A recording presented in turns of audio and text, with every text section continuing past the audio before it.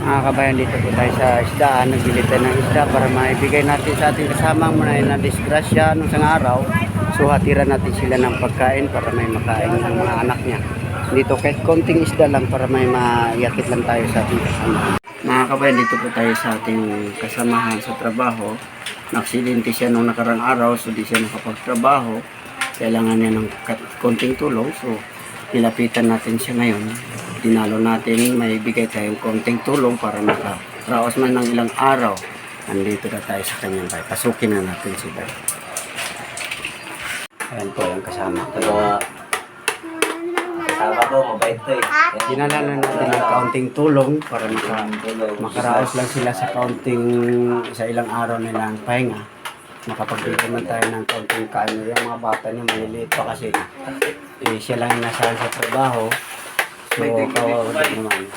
Bye. Kaya maraming salamat din, Bay. Para lang makaraos sa ilang araw kaya hindi makapagpasok, nabigyan din natin siya ng kaunting tulong. Hindi naman karamihan, pero basta makaraos lang si Bay habang nagpapagaling pa. Ayan. Kaunting tulong lang, mahalaga ang importante.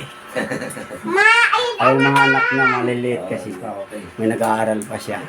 Tapos siya lang ang inaasahan ng kanyang pamilya. Yan. Nadisgrasya siya nakaraang araw. So, hirap makatayo. Pahinga muna siya hanggang magpapagaling. Ayan po ang mga sakop ni Bay Milan. Ayan, maliliit pa yan. Ito yun, medyo binatilyo na.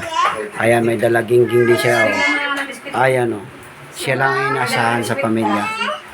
So, hinatiran natin sila ng kaunting tulong pagkain para makaraos man lang ng ilang araw sila habang napapagaling pa sa kanyang sugat. Ayan po, nakaluto na amin ni Bay Milan. Ayan. Yun na ang nadala natin na isda. Nadala din ako ng talagang tingnan nyo.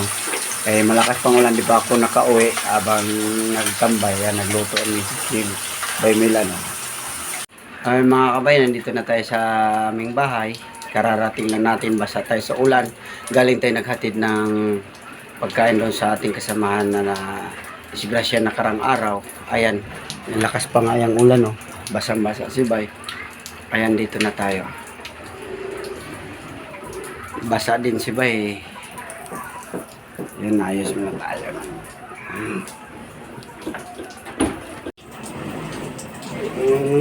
Alam, tigil ang ulan mga kabay.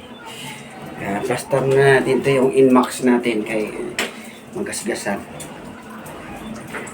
Inmax ni Bay.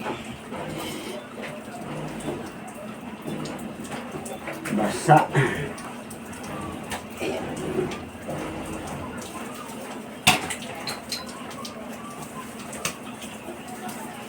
Salamat sa inyong pagpanood. Bubo.